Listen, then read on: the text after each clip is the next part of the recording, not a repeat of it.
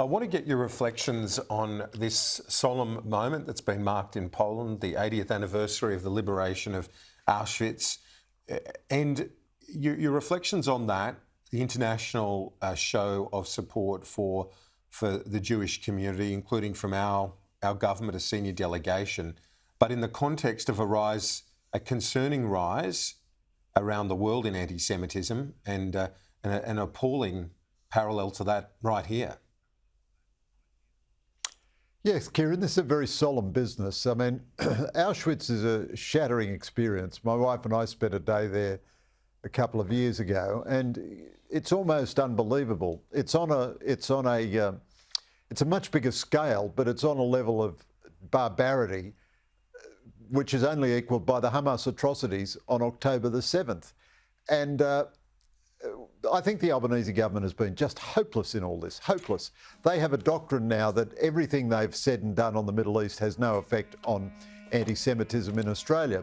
What we've got is a worldwide crisis of anti-Semitism coming from three different sources. You've got the old right-wing racist anti-Semitism associated with Nazis and neo-Nazis.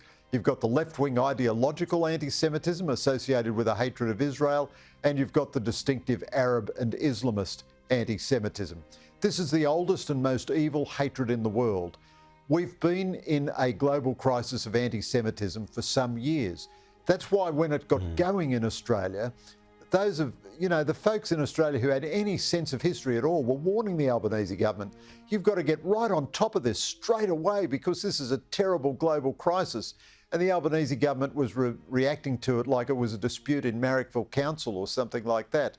So they're not remotely anti-Semitic themselves, obviously, the Albanese government, but they have not done anything really effective to counter this. They're not doing anything about the sources of this anti-Semitic hatred, especially on our universities, and their own, I think, absurd demonising of Israel, voting for very one-sided resolutions at the United Nations, which demonise Israel and which therefore validate part of the narrative of anti-Semitism, have given us the worst anti-Semitism in the history of the Australian nation. We've been blessed as a nation to be largely free of anti-Semitism. Today, we're in the grip of an anti-Semitism crisis, and I think the Albanese government is scrambling at best to respond. Greg Sheridan, I appreciate your time. I look forward to many chats throughout this year. Thank you. Thanks, Kieran.